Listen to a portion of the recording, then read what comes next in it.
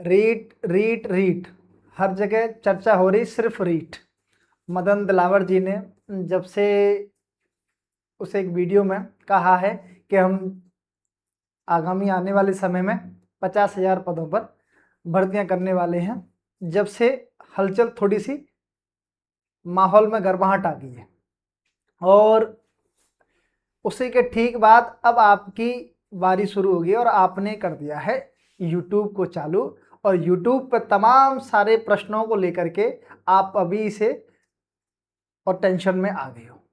कब पद मतलब भर्ती कब होगी, कितने पद आएंगे, क्या है, तमाम प्रकार के प्रश्न आप उस यूट्यूब पर देखने का काम कर रहे हो। और पर्सनली भी मुझे कई मेरे छोटे बड़े भाई बहनों के मैसेज भी आए कि भैया क्या रणनीति रखें, किस तरीके से पढ़ें, कोई बताओ।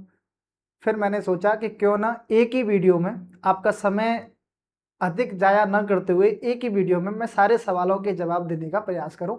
ये वो सवाल है जिनको वर्तमान में आप यूट्यूब पर या किसी भी सर्च इंजन पर, गूगल पर सर्च कर रहे हैं।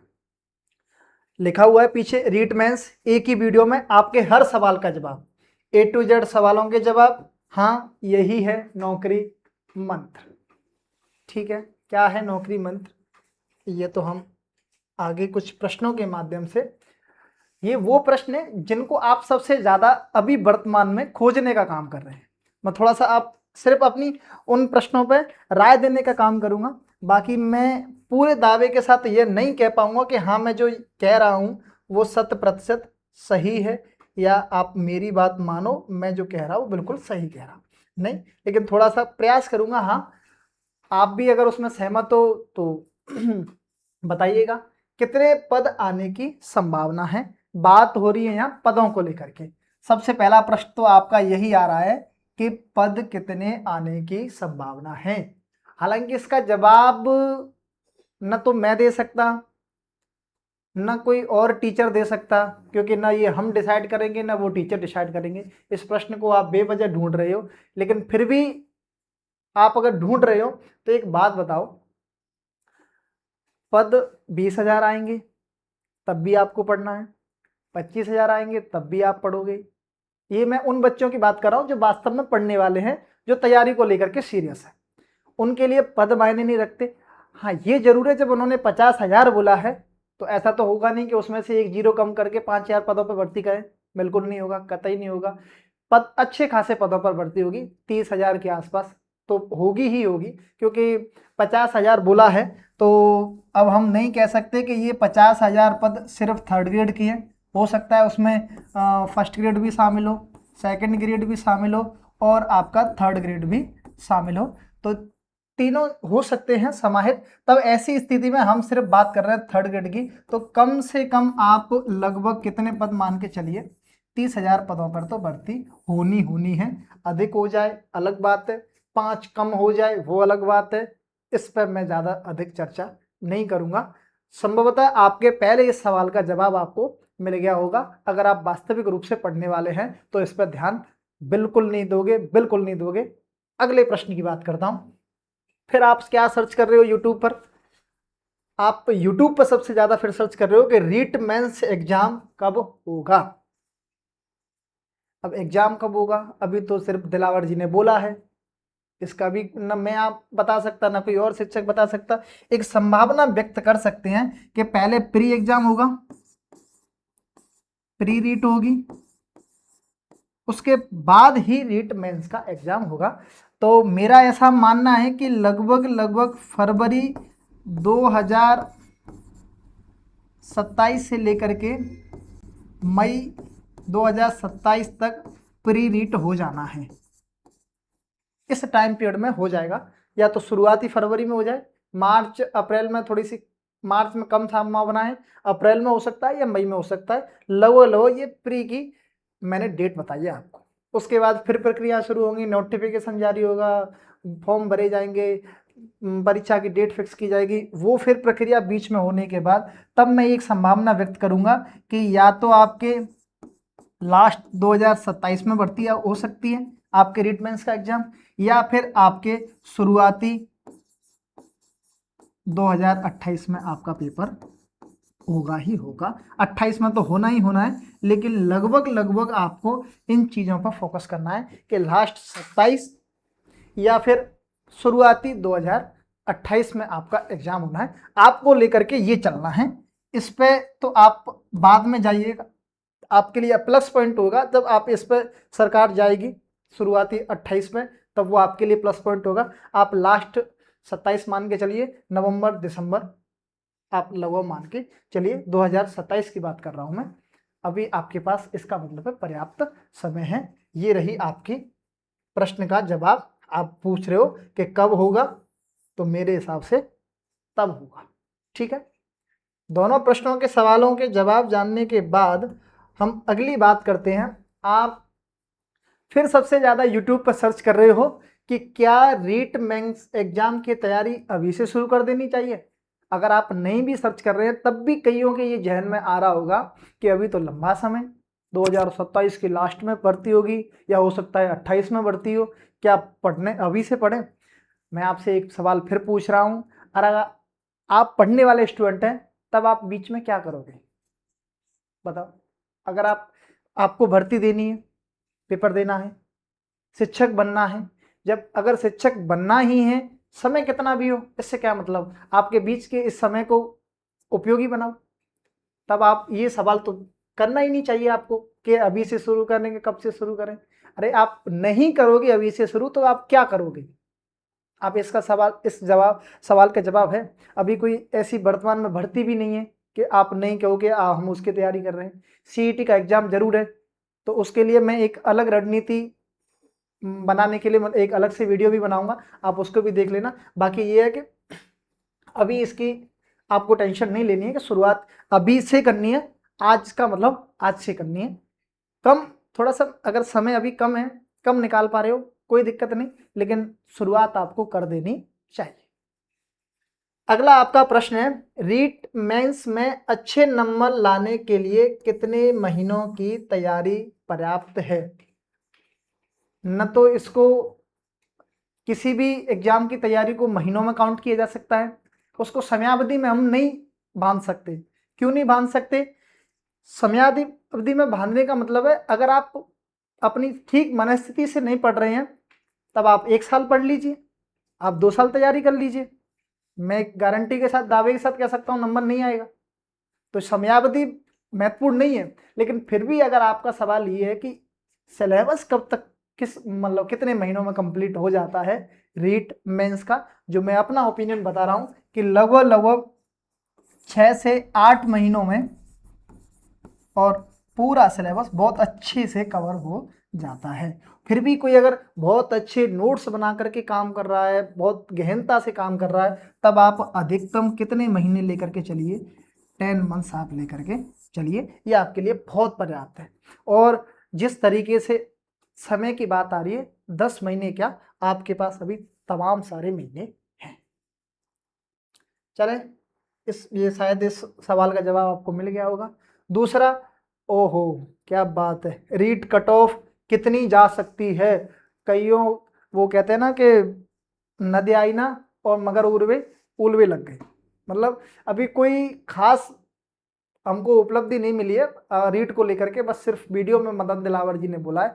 तब तक कईयों तो ये इस प्रश्न का सवाल भी जवाब भी ढूंढने लग गए, न पेपर हुआ, न फॉर्म भरे, न वैकेंसी नोटिफिकेशन आया, न पेपर हुआ, उससे पहले ही कईयों का ये प्रश्न जानने की जिज्ञासा बढ़ गई कि कट ऑफ इस बार कट ऑफ कितनी जा सकती है। ये बेबुनियादी आपके प्रश्न है, इसका मैं कोई भी जवाब देना उचित नहीं समझूंगा। अगर आप वास्तविक रूप से पढ़ने वाले हो तो इस प्रकार के प्रश्न आपको विचलित नहीं करने चाहिए और ना आपके मन में आने चाहिए। ठीक है, मैं इसका कोई जवाब नहीं दूंगा। आगे बढ़ते,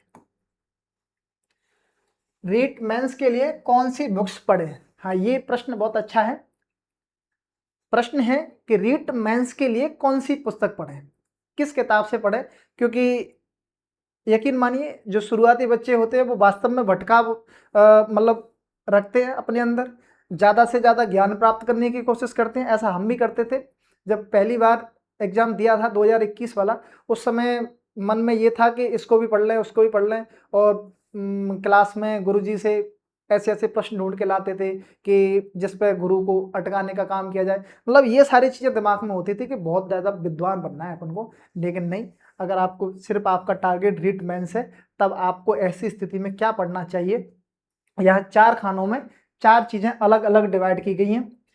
राजस्थान बोर्ड की बुक्स जो आजकल बहुत ज़्यादा चर्चा में हैं और जिनको किस नाम से जाना जा रहा है, मूल किताब के नाम से आप जान रहे हो कौन कौन सी हैं, वो अभी हम थोड़ी देर पहले बात चर्चा करेंगे। कोचिंग नोट्स, अगर आप किसी भी कोचिंग संस्थान आपने या तो एप्लीकेशन ऐप ले रखा है या आप किसी ऑनलाइन के माध्यम से पढ़ रहे हो या फिर आप ऑफलाइन पढ़ रहे हो, तो उस कोचिंग के आपके पास नोट्स या मार्केट की गाइड पढ़ें या स्वनिर्मित नोट्स पढ़ें। जितने ज़्यादा आप पहलुओं में अपनी तैयारी करोगे, जितने ज़्यादा कंटेंट को लेकर के आप तैयारी करोगे, आपकी सिलेक्शन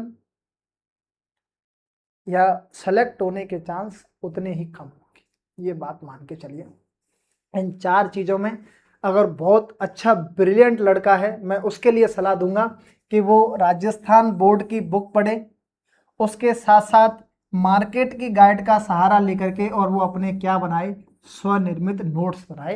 ये उस बच्चे के लिए है जो खुद में कॉन्फिडेंट होता है और आलसी प्रवृत्ति का नहीं है, लाइब्रेरी में पढ़ता है तो पेन कॉपी साथ लेकर पढ़ता है। ये उसके लिए है स्वनिर्मित नोट्स जो बिल्कुल सटीक काम करते हैं। जो जिस प्रक्रिया से मैंने पढ़ा था वो मैं बता रहा हूँ कि मैंने ये फॉर्मूला अपनाया था कि राजस्थान बोर्ड की बुक, हालांकि उस समय पे इतनी ज़्यादा चर्चित नहीं थी तो हमने कम ही यूज़ किया था। हमने इन मार्केट के कुछ गाइडों को लेकर के, कुछ कोचिंग के नोट्स को लेकर के अपने हिसाब से, अपने तरीके से एक स्वनिर्मित क्या बनाए थे, नोट्स बनाए थे। उन्हीं से ये सफलता हमको हासिल हुई। लेकिन अगर आप फिर भी नहीं कोचिंग कर रहे हैं, तब मेरी ये सलाह रहेगी कि आप इनको तो पहली प्राथमिकता दे ही दें, फर्स्ट प्रायोरिटी में आप इनको रखें। ये तो आपको करने ही करनी है। इनमें कौन कौन सी हैं, इनमें 6, 7, 8 की वो जो किताब है राजस्थान का अध्ययन, हालांकि इस पर मैं अलग से बुक्स पर और दूसरी वीडियो बनाऊंगा, बस थोड़ा थोड़ा मोटा मोटा समझा रहा हूँ, नहीं वीडियो बहुत लंबी हो जाएगी। 6, 7, 8 की राजस्थान की अध्ययन है, वो राजस्थान वाला है अध्ययन वाला, और हमारा राजस्थान है वो। और 9, 10, 11, 12 की हमारा राजस्थान की किताब है। संभवतः इनसे काम हो जाएगा। फिर भी आपको एक ऐसी कोई साथ, अगर आप नोट कोचिंग कर रहे हैं तो आप इसको रखिए और उस कोचिंग के नोट्स को रखिए और फिर आप एक शॉर्ट नोट्स तैयार कर लीजिए। आप फिर मार्केट की गाइड की तरफ न जाइएगा।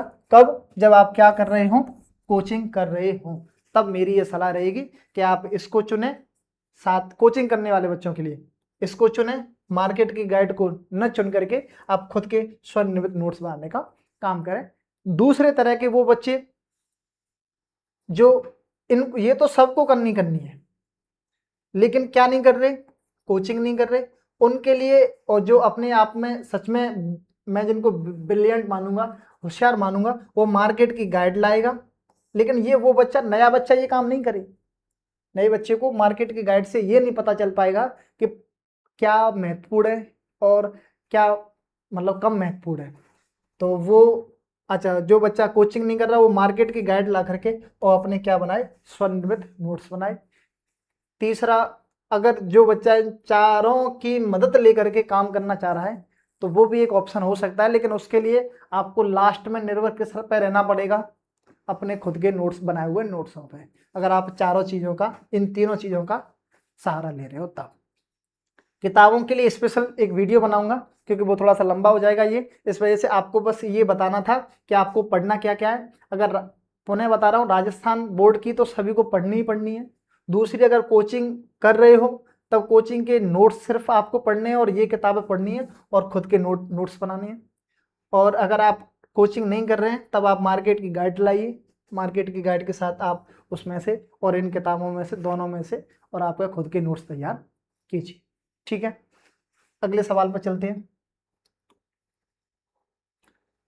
अगला सवाल है, रीट मेंस के लिए क्या पढ़ें और क्या छोड़ें तथा स्कोरिंग सब्जेक्ट कौन सा होगा। ये अभी से आप डिसाइड करने की कोशिश कर रहे हैं और ये जानने की कोशिश कर रहे हैं कि क्या पढ़ें क्या छोड़ें। लेकिन मैं बता रहा हूँ, आज का जो ट्रेंड है, जो छोड़ता है, जिसको छोड़ते हैं, और वही पेपर में सबसे पहले आता है। ये छोड़ने वाली प्रक्रिया तो आप छोड़ ही दो, मेरी मानो तो। ये मेरा व्यक्तिगत सुझाव है आपके लिए, छोड़ दो ये छोड़ने वाली प्रक्रिया। जितना दे रखा है सिलेबस में सारा कंप्लीट करना है। और एक बात ये कि हम ये कह रहे हैं ना, स्कोरिंग सब्जेक्ट कौन सा है, किस पार्ट को ज़्यादा पढ़ें, आजकल कुछ नहीं, तो वो जो अंकन दे रखा है ना, डिवाइडेशन दे रखा है, सरकार पेपर बनाने वाला उनको भी फॉलो नहीं कर रहा आजकल। किसी पार्ट्स में से ज़्यादा दे रहा है, किसी में से कम दे रहा है। तो ये दिमाग में ये भी निकाल लो कि स्कोरिंग सब्जेक्ट कौन सा है। आज से प्रश्न, इसको आप यूट्यूब पर सर्च नहीं करना कि स्कोरिंग सब्जेक्ट कौन सा है, कौन सा पढ़ें कौन सा छोड़ें, कुछ नहीं छोड़ना। सिलेक्शन चाहिए उन बच्चों के लिए मेरी सलाह है, जिनको नहीं चाहिए वो वीडियो बिल्कुल नहीं देखें, उनके लिए तो ये वीडियो है ही नहीं। ठीक है, अगला प्रश्न है, सरल विषय पहले पढ़ें या कठिन विषय पहले पढ़ें। ये सबकी अलग अलग व्यक्तिगत राय रहती है। वो किसी को मतलब अगर जो पहले नए बच्चे हैं जो अभी रीट की तैयारी शुरू ही कर रहे हैं, उनके लिए मेरी यही सलाह रहेगी कि आप पहले सरल विषयों को उठाएं, जिससे कि आपका पढ़ने का रिदम बने, पढ़ने की रुचि बने। और जैसे ही आप पढ़ने का रिदम बन जाएगा, उसके बाद आप किसी भी तरह के सब्जेक्ट को पढ़ सकते हो। वैसे ये खास आपका प्रश्न नहीं है कि सरल विषय पहले पढ़ें, आप रीट की तैयारी कर रहे हैं, आपके अंदर इतना विवेक होना चाहिए कि कठिन क्या और सरल क्या, पढ़ना अपन को ही है। अगले सवाल है, सुबह पढ़ना अच्छा है या रात को? क्या गजब सवाल है आपके। आप ये वो सवाल है जिनको आप यूट्यूब पे बहुत ज़्यादा सर्च करते हो, ये सबसे ज़्यादा ट्रेंडिंग में रहते हैं, वो सवाल है ये मेरे द्वारा बनाए हुए नहीं है, ये आपके द्वारा पूछे हुए सवाल है। कि हालांकि ऐसा नहीं कह रहा कि मेरे द्वारा नहीं, जब मैं पढ़ता था उस समय मैं भी तमाम प्रकार के प्रश्नों की जिज्ञासा लिए घूमता था कि सुबह पढ़ना अच्छा है या रात को।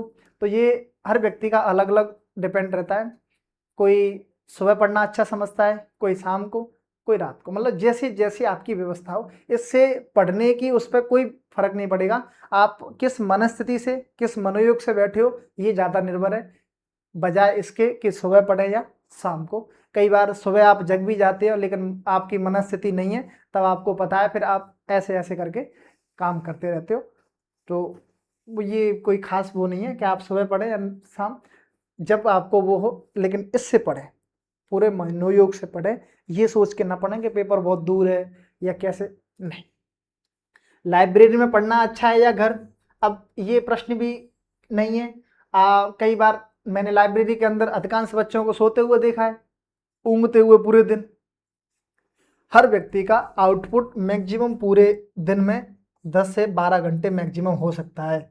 मेरा ऐसा मानना है कि इससे ज़्यादा जो बच्चे पढ़ाई के में समय व्यतीत कर रहे हैं, 12 घंटे से ज़्यादा, उनके दिमाग का जो कैपेसिटी मतलब या तो बहुत ज़्यादा होगी तो ही बच्चा कैपेसिटी उसको मतलब ग्रहण कर पाएगा। लेकिन इस टाइम पीरियड में आपको अधिकतम समय निकालना चाहिए, ये पर्याप्त है अगर आपको पढ़ा हुआ याद रखना है तो। और अगर आप इसी टाइम पीरियड को 18 से 20 घंटे कर देते हो, तब आप निश्चित मानिए कि आप जो पढ़ रहे हो उसमें से आधा गायब करते जा रहे हो। तो उतना ही पढ़ें, अभी समय है पर्याप्त। 10 घंटे आपके लिए पूरे 24 घंटों में पर्याप्त है, बहुत है। ये ज़्यादा इम्पोर्टेंट नहीं है कि कितना पढ़ रहे हो आप। तो अच्छा, मैं बात कर रहा था लाइब्रेरी में या घर। कई मेरी बहनें हैं लाइब्रेरी नहीं जा पाती हैं, घर ही पढ़ेंगी। तो का पढ़ा कहीं भी जा सकता है, पढ़ने के लिए न स्थान की ज़रूरत होती न समय की ज़रूरत होती, सिर्फ होती आपका दिमाग, आप किस मनोयोग से पढ़ रहे हो, आपके लिए नौकरी या शिक्षक बनना कितना ज़रूरी है, वो आपकी अंदर की आग ये डिसाइड करेगी कि आप कभी भी पढ़ लो, सीधा पार ही जाता है। पढ़ा हुआ याद नहीं रहता, क्या करें? अच्छा, ये प्रश्न बच्चों वाला प्रश्न रहता है वैसे कि पढ़ा हुआ याद नहीं रहता, क्या करें? वैसे ये सबके साथ की स्थिति है, कोई भी इतना विद्वान व्यक्ति नहीं है कि एक बार पढ़ लिया और उसको याद हो गया। एक तो यही है कि आप बार बार पढ़ें, और एक मेरी एक सलाह है कि आप लिख करके पढ़ें। कैसे पढ़ें? लिख करके अगर आप पढ़ोगे लाइब्रेरी में या घर जहाँ कहीं भी आप पढ़ रहे हैं, तब वहाँ बगल साइड में एक नोट पैड ले करके खाली उसमें पेज लगा लें, और एक पेज पढ़ा उसको शॉर्ट अपने हिसाब से शॉर्ट शॉर्ट उसका वर्णन कर दिया साइड में, तो वो आपका कंठस्थ हो जाता है। दूसरा, उसको कंप्लीट करने के बाद आप उसी में से एक दिशा की बुक आती है 2020 या और कोई बुक जिसमें से आपको या तो MCQ लगा सकें, तो आप उस MCQ से या फिर आप उसी टॉपिक के PYQ चेक करके ये देख सकते हो कि आपने उस टॉपिक को कितना कंप्लीट किया है। अगर आपने 50 प्रश्नों में से 20 प्रश्नों के जवाब दिए, तब निश्चित मानिए कि आपको उसको दोबारा पढ़ने की ज़रूरत है। लेकिन अगर आप उस 50 में से 40-45 सवालों के जवाब दे रहे हो, तब ठीक है, आपने वो टॉपिक कंप्लीट कर लिया। तो ऐसा आप बार बार करोगे तो पढ़ा हुआ क्या सब कुछ याद रह जाएगा। आगे के प्रश्नों की चर्चा करते हैं कि रोज कितने घंटे पढ़ाई करने से सिलेक्शन हो सकता है। घंटे मायने नहीं करते, मैंने बता दिया 10 से 8 घंटे आपके लिए पर्याप्त है। इनसे कोई मतलब नहीं है कि आप जितना अधिक समय निकालने वाला अधिक पढ़ाकू होता है या उसका सिलेक्शन होने की संभावना ज़्यादा होती है। इसका उससे कोई लेना देना नहीं। ठीक है, अगला हमारा सवाल है कि रीट मेंस के लिए सही टाइम टेबल बताएं। आप YouTube पर सर्च करते हो और टाइम टेबल कैसे बनाते हो मैं बताऊं कि आप 8 बज के नहीं, रुको, सबसे पहले आप जगते हो। कब जगते हो? आप जगते हो 6-6:30 बजे जगते हो। फिक्स ऐसे लिखेंगे, ये सुबह हो गई, उठ गए, उठना, ऐसे लिखोगे बाकायदा। फिर आप लिखोगे 7 बजे आपको पढ़ने बैठना है, पढ़ने बैठ गए। उससे फिर ठीक बात लिखोगे कि 7:50 पे फलानी विषय पढ़नी है, यानी कि गणित पढ़ना है। 7:50 से 8:50 पे फिर हमको हिंदी शुरू करनी है। फिर 8:50 से और 9 बजे तक गैप है 10 मिनट का। फिर 9 बजे से इस तरीके का अगर आप टाइम टेबल आपकी लाइब्रेरी की उस रो में लगाए तो आज ही फाड़ देना। ये कहीं सक्सेस नहीं होता, कहीं भी। इसका ये कक्षा 8वीं 10वीं 12वीं उस टाइम का कॉलेज, भूल जाओ इसको। अब आप अगर आपको सिलेक्शन चाहिए तो मैं आपको सलाह दे रहा हूं कि आप पहर बांट करके पढ़िएगा। आप कैसे पढ़ा करें? आप ऐसे, मैं 3 पहरों की बात कर रहा हूं, ये पहर की बात कर रहा हूं। उसमें सुबह का टाइम, दोपहर का टाइम और शाम या रात का टाइम। शाम या रात का टाइम मतलब ये 3 पहर में आपका पूरा समय मैंने बांटा। आप सुबह 5:30 या 6 के आसपास जग गए, तब आप यहाँ मानिए 6 से लेकर के 12 बजे तक का सुबह का पीरियड रहता है। उसमें आपके लिए 6 आवर है। लेकिन मैं कहूँगा आप 6 में से नहीं, आप 4 तो मैक्सिमम निकाल सकते हैं ना। 6 में से आप 4 निकाल सकते हो क्या? बताओ, आराम से। सुबह के टाइम में आप 4 घंटे निकाल सकते हो और उसमें आप लगभग 2 विषय कंप्लीट कर सकते हो 2-2 घंटे की। 2 घंटा पर्याप्त होता है किसी भी सब्जेक्ट को। और अगर आप थोड़ा सा एक बार सिलेबस कंप्लीट कर दो, उसके बाद तो आप एक एक सब्जेक्ट भी उठा सकते हो। लेकिन शुरुआत में सभी को साथ लेकर चलना है, तब आप ये 4 घंटे में 2 सब्जेक्ट पकड़िए, 2 सब्जेक्ट पकड़िए। ये सुबह का काम रहा। इसमें न मिनट काम काउंट हुई, न वो हुआ। कभी कभी दोस्त लाइब्रेरी से उठा ले जाते हैं, 10-5 मिनट खराब हो जाते हैं, तो फिर दिमाग टेंशन में आ गया। वो वाला जो टाइम था अभी सक्सेस नहीं हुआ वो ऐसे। दोपहर के में हम बात करें, 12 से 1 आपने खाने पीने में समय निकाल दिया। 1 बजे से लेकर के 6 बजे तक का समय जो होता है आपका दोपहर का। अब 1 बजे से दोपहर मतलब 5 घंटों का समय। लेकिन क्या आप 5 घंटों में से 3 घंटे निकाल पाओगे क्या? बताओ, आराम से निकाल दोगे? आराम से। 2 घंटे मैंने खराब कर दिए, 2 यहाँ भी खराब किए। अब आप जानोगे खराब किस में करनी है आपको?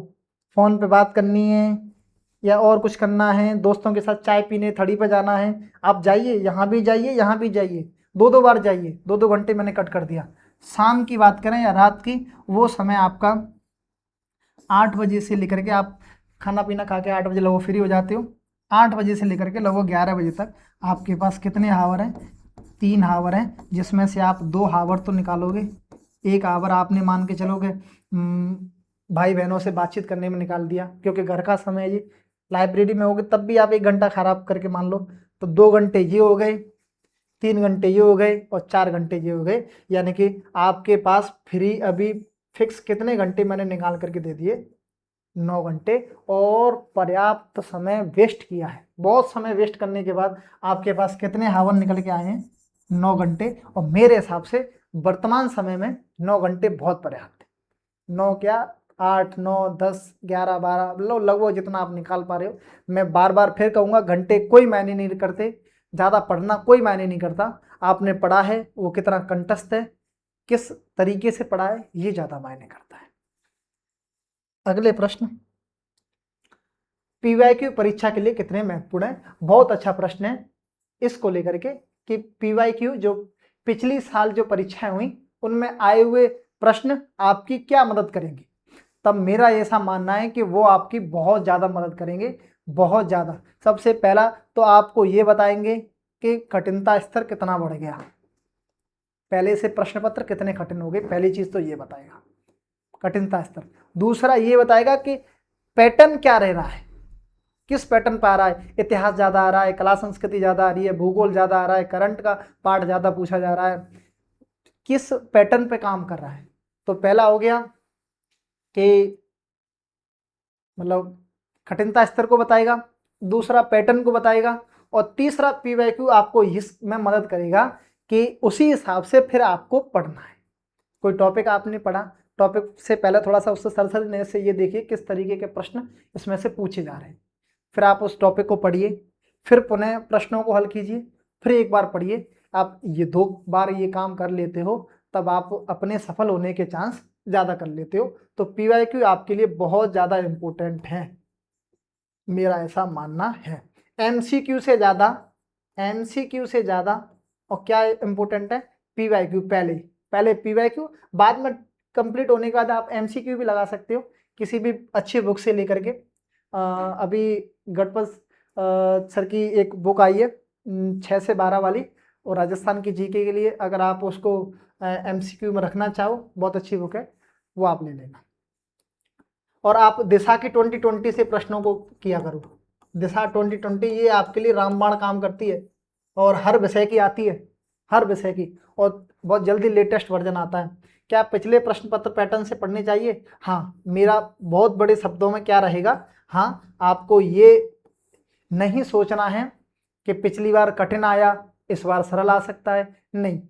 अब प्रश्न पत्रों का पैटर्न चेंज हो गया, कठिन आना है मतलब कठिन ही आना है, ये बात निश्चित है। कठिन का मतलब ऐसे नहीं कि बहुत ज़्यादा कठिन, मतलब पैटर्न वही रहने वाला है, थोड़ा सा जो पहले जिस तरीके से रहा है, ऐसे नहीं कि बहुत ज़्यादा क्या आ जाए, सरल आ जाए। बीच में ऐसा एक आध बार हुआ है ना कि प्रश्न पत्र पहले कठिन आए फिर सरल आए, फिर कठिन आए फिर सरल, इस तरीके का हुआ है। लेकिन मेरा ऐसा मानना है कि प्रश्न पत्रों का पैटर्न अभी वही रहने वाला है, आगे चल के हो सकता है कि बदल जाए। क्या टेस्ट सीरीज कहाँ से ज्वाइन करें, इन प्रश्नों के अगर आप सवाल अभी से सर्च कर रहे हो तो आप ये आपके प्रश्न बेबुनियाद हैं, कोई मतलब के नहीं है। आप पहले सिलेबस कंप्लीट करो 1 या 2 बार, उसके बाद किसी भी अच्छी टेस्ट सीरीज मैं सजेस्ट कर दूंगा, या आप कहीं और से भी देख लोगे तो आप वो ज्वाइन कर लेना। अभी इन सारे प्रश्नों पर आप ज़्यादा फोकस नहीं करें, ठीक है। इस तरीके से हमने उन तमाम सारे प्रश्नों के सवालों के जवाब जानने की कोशिश की जिनकी जिज्ञासाएं आपके अंदर बहुत ज़्यादा हो रही थी।